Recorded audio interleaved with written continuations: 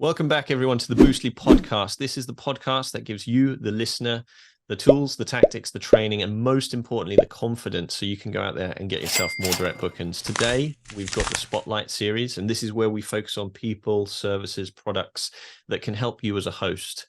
My name is Liam Carolan, and we're talking all about direct bookings today with our very special guest. We've got Chris Walker. He's the CEO of Direct Booking Tools. You can go and see directbookingtools.com as if you want to see their website. And it's a tool which basically is aimed to really help your guests make the right decision and come and book direct with you. So I'm not going to give more away than that. Let's dive into it. Welcome along, Chris. Thank you, Liam. Pleasure being here. Thanks for having me. Whereabouts in the world are you at the moment, and where's the business based? We're located in a rough place called Hilton Head, South Carolina. It's actually a beautiful resort community in the States. Actually just became or named number one resort island of the U.S. So it's not a bad spot to be. What is Booking Tools? It's quite simple, actually. It's something that's been done in the hotel industry for about 10, 12 years now when they came out with the price comparisons for room nights. No one's been able to do this for the vacation rental industry, so we spent about 18, 24 months in development and came up with a way to where we could show the public the price differentials between Booking Direct versus the OTAs. So as you can see behind me, that's a direct pricing that was generated on the product. It shows up on the property manager's website. The traveler, when they look to book any particular property for any given date range, this product goes out, gets that direct total price, out the door pricing for the property, and shows it to the public. It's just price transparency is what it's all about. Can you give us a history of the business? Why does this matter to you? Why does direct bookings matter to you as an individual? Well, direct bookings are very valuable in them of themselves. You get obviously you get direct communication. You get to set proper expectations. You get to actually review the guest before they book or make sure that they're the proper guest that you're looking for. We have our own restrictions in our own company that, we don't like particular events and things happening at our properties. And we have some very large properties where that's very advantageous to do. However, we have to turn those people away because that's not the type of clientele that we cater to. So that type of control is very important. And you don't have that control with OTA bookings a lot of times. And sometimes you have to cancel those. And of course, everybody knows we get dinged for that. Even more so with some of the new rules that are just rolling out with one of the platforms who I failed to mention at this time, but we'll actually get monetary, dinged on that from canceling those reservations. So it's important to have control of your business so that you can control the destiny. You're not beholden to one source of income. We're proponents to some degree of the OTAs. We think that they certainly have done a lot of good for the economy or for the market of the vacation rental industry. It has absolutely exploded due to their cash investments or into the marketing and things that they've done.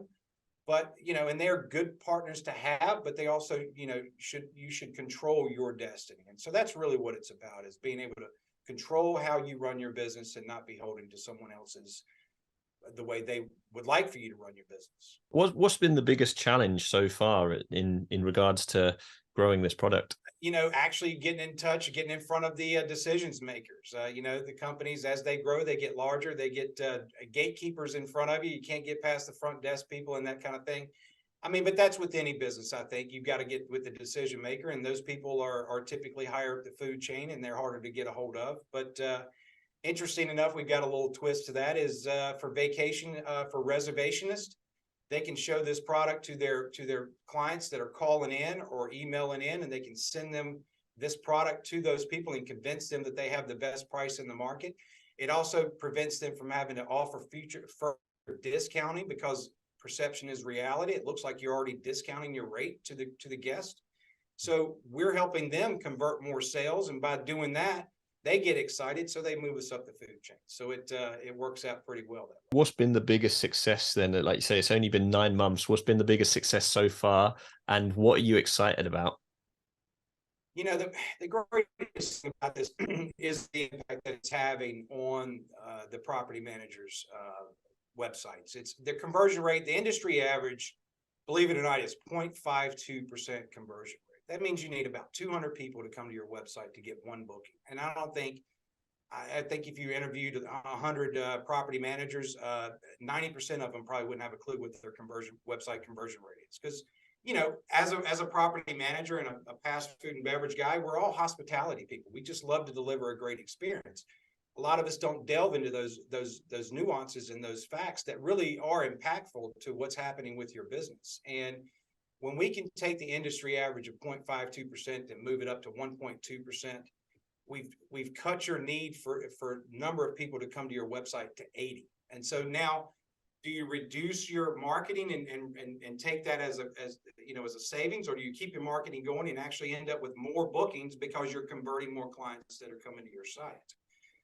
The other beautiful thing is, you know, my own company, we went from 23% direct bookings to 65% direct bookings. I mean, just a massive change. And I didn't change anything intentionally on my own website, because I wanted to see what this was all about. Because, you know, we think it's a great product, but we need the numbers to be able to tell us that it is a great product. And we've got about 65 companies on the platform, never lost a single client, and everybody who's on it is very, very happy with the product.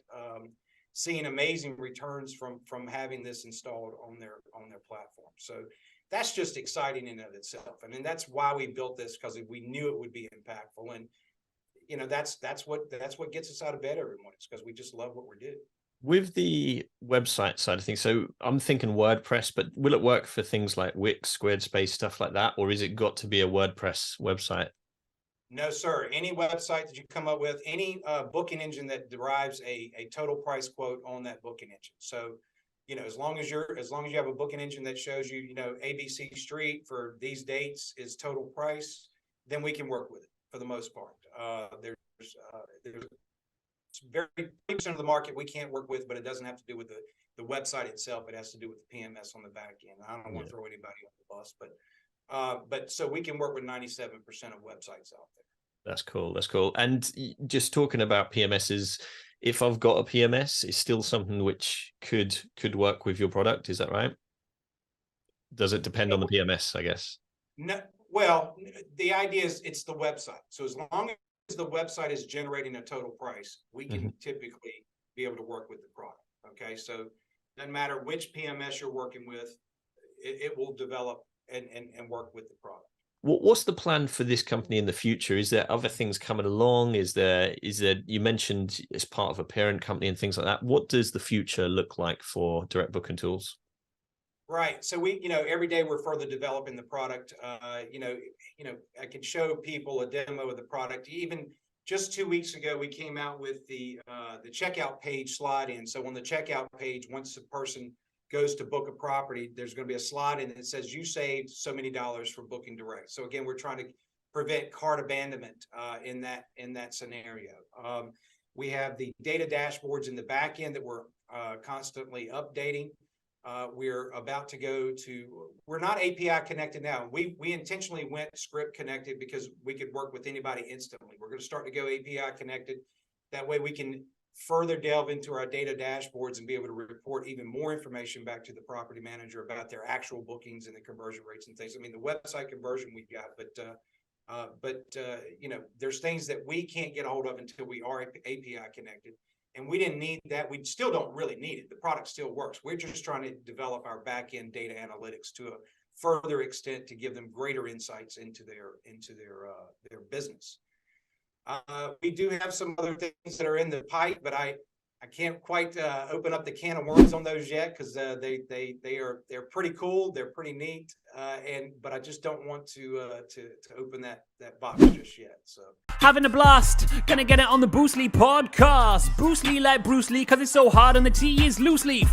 Making up those rhymes, don't write it, just do it loosely.